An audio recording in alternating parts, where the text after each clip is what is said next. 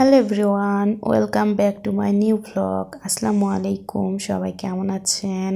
আশা করছি সবাই ভালো আছেন। তো আজকে আমাদের আসলে মসজিদে ইফতার দিতে হবে। মসজিদে বলতে মসজিদের ইমামকে আজকে ইফতারি দিতে হবে, এই জন্য আজকে পোলাও রান্না করব আমি। তো পোলাও রান্না করার জন্য মুরগির মাংসগুলো একেবারে ছোট ছোট পিস করে নিয়েছি, কারণ ছোট ছোট পিস করলে দেখা যায় যে পোলাও খেতে অনেক বেশি মজা লাগে। আর আমরা যখনই মসজিদে ইফতারি দেই তখনই কিন্তু এইভাবেই পোলাও রান্না করেই দেই। আর সবসময় মসজিদের ইমাম বলেই দেয় সে পোলাও খাবে, এই জন্য সবসময় পোলাওটা রান্না করি। তো পোলাওটার সাথে আমি আসলে মুরগির মাংস দেব আর সাথে কিছু ছোলা দেব, এই জন্য মুরগির মাংস আর এই ছোলাটা একসাথে রান্না করে নিচ্ছি। ছোলা আমার আগে থেকে রান্না করা ছিল, জাস্ট তেলে দিতে হতো। তো ভাবলাম যে আলাদা করে তেলে না দিয়ে আমি এখানে মুরগির মাংসের সাথে অ্যাড করে দেই, তাহলে আরও স্বাদটা বেশি ভালো লাগবে। আর শুধু আমরাই না, আমাদের এখানকার মসজিদের ইমামকে আসলে গ্রামের সবাই যখন যার পালি আসে তখন সেই ইফতারি দেয়। তো আজকে আমাদের পালি এসেছে, জন্য আজকে আমরা দিব।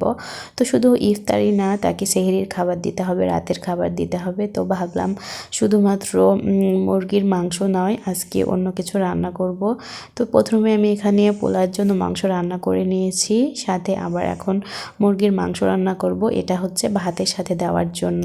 তো আমার ছোট মেয়ে খুব কান্নাকাটি করছিল আমার পোলার মাংসটা যেহেতু রান্না করা হয়ে গিয়েছে, এই জন্য ওকে এখান থেকে একটু দিয়েছিলাম যাতে ও চুপ করে থাকে। আর ও যখন আমি মাংস রান্না করি, মাংস রান্না হয়ে যাওয়ার পরে ও বাটি নিয়ে এসে আমার থেকে চাই খাবে, এই জন্য। তো এটা তো রান্না হয়নি, এই জন্য ওটাই ওকে দিয়েছিলাম। তো ওটা চুপ করে বসে থেকে খাচ্ছে, আমাকে আর বিরক্ত করেনি। আমি এখন এদিকে মাংসটাও খুব ভালো করে রান্না করে নিব। মাংসের সাথে আমি সব রকমের হাড্ডি দিয়েছিলাম, কারণ মুরগির মাংসের থেকে আমার হাড্ডি খেতে অনেক বেশি ভালো লাগে। মুরগির মাংস রান্না করাও শেষ, এখন আমি পোলাওটা জাস্ট উঠিয়ে দেব।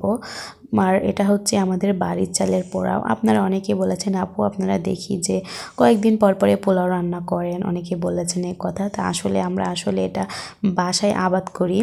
বাসায় বলতে আমাদের হচ্ছে জমি আছে, সেখানে আমার শ্বশুর আব্বা আবাদ করে, এর জন্য আমাদের কিনে খেতে হয় না। এজন্যই আমি কয়েকদিন পর পরই পোলাও রান্না করি। তো আমার পোলাওয়ের জন্য চাউল ভাজা শেষ। এখানে এখন আমি পানি দিয়ে আমার যে আলাদা করে মাংসটা রান্না করা ছিল সেটা জাস্ট অ্যাড করে দিলাম। এখন পরিমাণ মতো পানি দিয়ে ঢেকে দেব। এই যে দেখেন পোলাওয়ের কালারটা কি সুন্দর আসছে, আর এটা খেতেও কিন্তু অনেক বেশি মজা লাগে। আমি খেয়ে দিয়ে মানে ইফতার করার পরে ভয়েসটা দিচ্ছি, এই জন্য বলছি। পোলাওটা খেতে কিন্তু অনেক মজা হয়েছিল। শুধুমাত্র পোলাও ভাত তরকারি না, সাথে ইফতারির জন্য আমি কিছু পেঁয়াজি করেছি, বেগুনি করেছি, এগুলাও আসলে ইমামকে দেওয়ার জন্য, আর বাসায় তো থাকবেই, বাসার জন্যও করেছি। এজন্য প্রথমে আমি পেঁয়াজি ভেজে নিচ্ছিলাম। আর আজকে আমার কাছে কিন্তু কাঁচামরিচ একেবারেই ছিল না, এই জন্য গোড়ামরিচ দিয়ে পেঁয়াজি করেছি। তবুও খেতে খুব একটা খারাপ না, ভালোই লেগেছিল, অনেক মুচমুচা হয়েছিল, কারণ আমি পেঁয়াজিতে পেঁয়াজ অনেকটা বেশি করে দেই, এই জন্য খেতে আসলে অনেকটা ভালো লাগে। আমার পেঁয়াজি ভাজা শেষ, এখন এখানে কিছু বেগুনি করব। আর আমি এর আগেও কিন্তু অনেকবার বলেছি আমি বেগুনি খুব একটা ভালো ভাজতে পারি না, আর এটা আমার খেতে ভালো লাগে না। যেহেতু আমার শ্বশুর আব্বু খাবে আর মসজিদের ইমামকে আজকে ইফতারি দেবো, এই জন্য আজকে আবারও বেগুনি ভাজছি। তো এই তো আমার রান্নাবান্না শেষ, এখন ইফতার রেডি করে মসজিদের ইমামকে দিতে হবে, বাসার জন্য ইফতার রেডি করতে হবে। তো আজকের ভিডিও এখানেই শেষ করছি, সবাই ভালো থাকবেন, আল্লাহ হাফেজ।